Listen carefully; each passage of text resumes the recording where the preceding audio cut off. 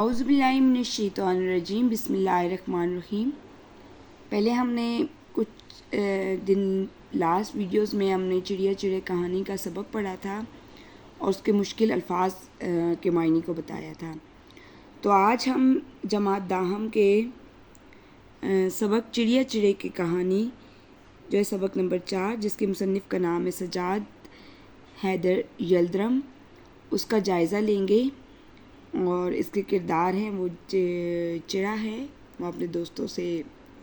ذکر کر رہے ہیں انسان کے بارے میں، اور بتا رہے ہیں اس میں کہ انسانوں میں آج کل انسانیت نہیں ہے، وہ بھی دوسروں کے غلام بن رہے ہیں، اور ایسا تو ہم لوگ بھی نہیں کرتے ہیں۔ تو جیسے کہ سرسری سے ہم جائزہ لے لیتے ہیں چڑیا چڑیا کی کہانی۔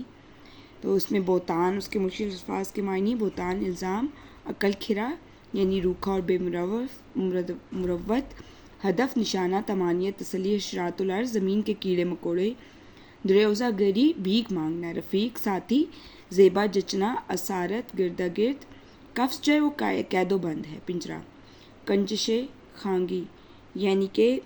جو ہے گھر کی چڑیا، اور مساوات کا مطلب ہے برابری، ہم جنس، ایک جیسا، اسیری قیدی، بھونڈے یعنی کہ بھدے برے، اور ترانہ شیریں میٹھا گانا، حریص جو ہے وہ لالچی ہے، درس آموز قدرتی طور پر سبق، اور دست برد یعنی کہ لوٹ مار، اور ریاکار جھوٹا، سیاحت شکاری، قطع کلام بات کاٹنا، اور گلچی ہیں پھول توڑنا، اور گلیل جو ہے وہ ہے خوشی میں دوڑنا پھرنا، نالے رنگین نغمہ جس میں غم پایا جائے، اور ہم خصال ایک جیسی عادتوں والے۔ تو اس کا پہلا سوال دیکھتے ہیں، چڑیا نے حضرت انسان کے بارے میں کیا خیالات کا اظہار کیا ہے؟ تو وہ کہتی ہے کہ حضرت انسان کو باتیں بنانی آتی ہیں اور بس اور کچھ نہیں، مجھے خدا نے مشاہدے کی قوت عطا کی ہے، ویسے دیکھو تو میں بے وقوف بھولا بھالا ادھر ادھر پھدکتا نظر آتا ہوں، مگر میں دیکھتا سب کچھ ہوں، سمجھتا سب کچھ ہوں، کہتا بھی ہوں، مگر تم نہیں سمجھتے۔ چڑا اپنا چھوٹا سا گھونسلہ کہاں بناتا ہے؟ چڑا اپنا چھوٹا سا گھونسلہ بڑے بڑے بھونڈے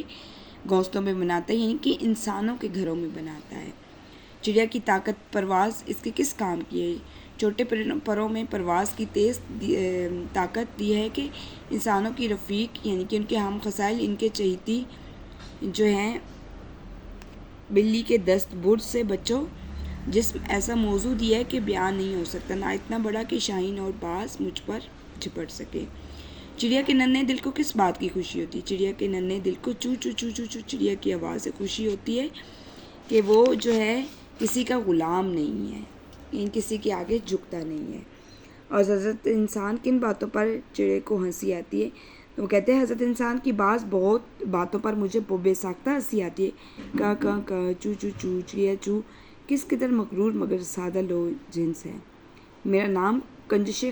خانگی رکھا ہے، یعنی کہ گھر کی چڑیا، یعنی جب انسان کے یہ گھونسلے جن میں وہ آج کل رہتے ہیں یہ تھے، اور وہ باہم کی طرح غاروں اور کنوؤں میں رہتے تھے، یعنی کہ تو میں نہ تھا، میرا گھونسلہ نہ تھا، یہ کیا، اب میں سوائے ان کے گھونسلوں کے کہیں اور جگہ اپنا گھونسلہ بناتا ہی نہیں ہوں۔